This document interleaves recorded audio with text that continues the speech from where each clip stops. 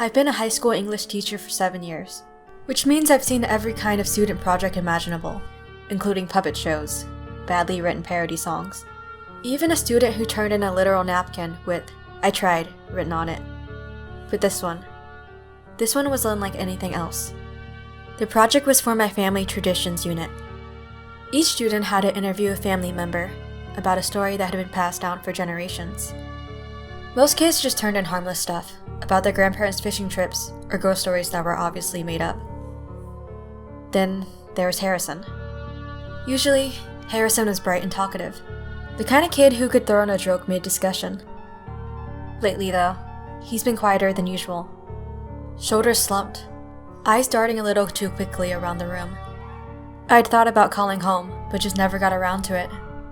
This project seemed like the perfect chance to peek into his life without overstepping. When it was his turn to present his family tradition, he didn't look up once. He set a flash drive on my desk with a sticky note that said, "Play alone," before slumping back into his chair. There was something off about him. Paler, more withdrawn than I'd ever seen. I moved on to the next student, but my curiosity nagged at me. What could possibly be on that flash drive? When I got home that night, I plugged it into my laptop. Inside was a single MP4 file titled "My Family Story." It was timestamped 2 weeks ago. The video opened with Harrison in what looked like an unfinished basement, his posture upright, with his usual spark in his eyes. He held the camera in one hand and smiled faintly, completely different from the Harrison sitting in my classroom just hours ago. "My mom said my grandpa would be perfect for this," he began.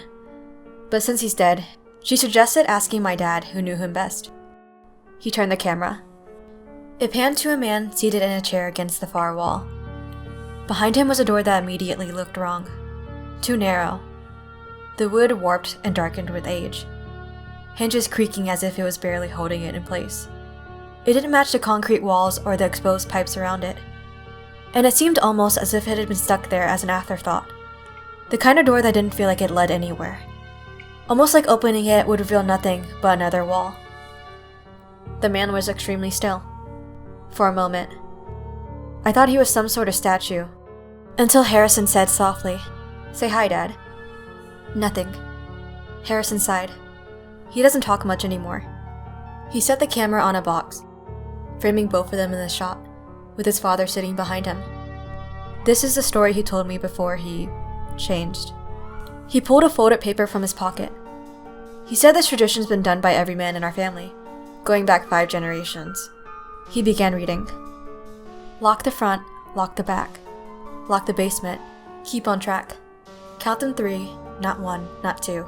If you forget, they'll come for you." As he spoke, I noticed movement in the background. His father, who hadn't moved the entire video, slowly reached towards the basement door behind him. I heard a faint metallic sound. Each night before we go to bed, 3 turns must click, just like we said. 4 if the knocks are less than 3, the door will open and they'll be free.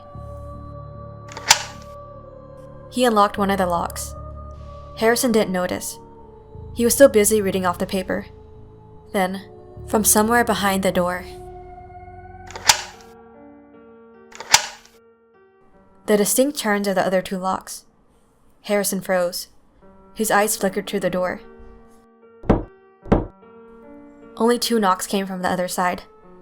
He held his breath, waiting for the last one, but it never came.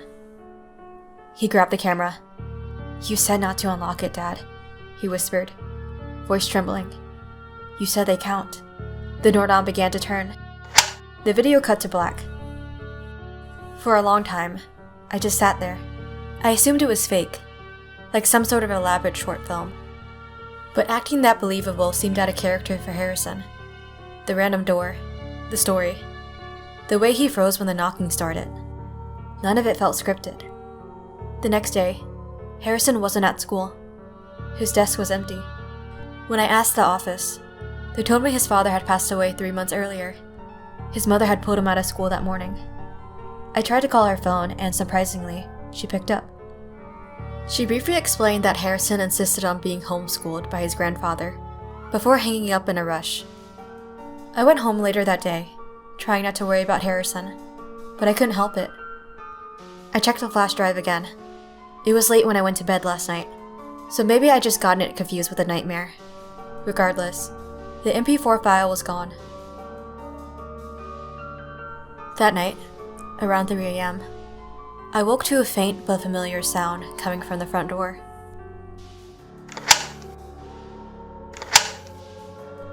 Two soft metallic turns, like a lock being undone. I sat up, heart pounding, trying to remember if I'd forgotten the last one. Then came a knock, and a second.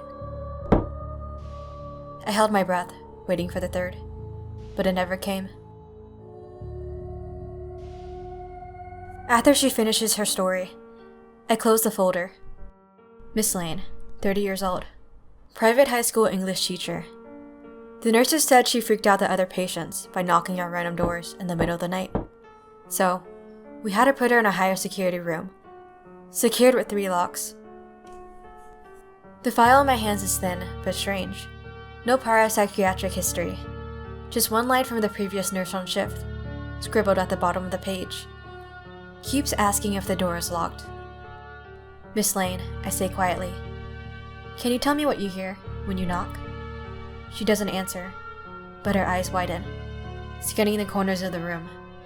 The slight twitch in her shoulders tells me she's ready to move, to escape, as if she knows something is coming.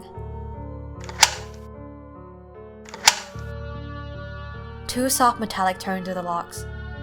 My stomach tightens remembering the video on the flash drive found in her house. Then a knock, followed by another. I hold my breath, waiting for the third knock. I look at her. She's perfectly still, eyes fixed forward, lips moving silently. I step closer, just enough to read them. They always find the door. The third knock never comes.